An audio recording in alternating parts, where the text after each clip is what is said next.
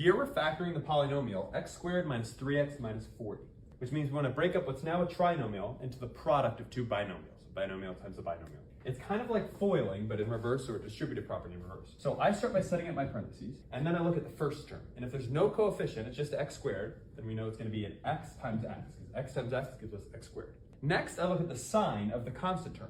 The constant is the product of what's here and what's here. So the only way that you can multiply two things and get a negative is if one of them is positive and one of them is negative. So one of them will be x plus something, the other will be x minus something. Now we'd figure out what those somethings are. So to get 40, you could do 2 times 20, 4 times 10, 8 times 5, or you could even do 40 times 1. But we want them to multiply to make 40, so one of these, and you want them to add up to -3. But in this case, one of them's negative, one of them's positive. So it's more like the difference between them should be 3. 2 and 20 are 18 apart. 4 and 10 are 6 apart, both of those.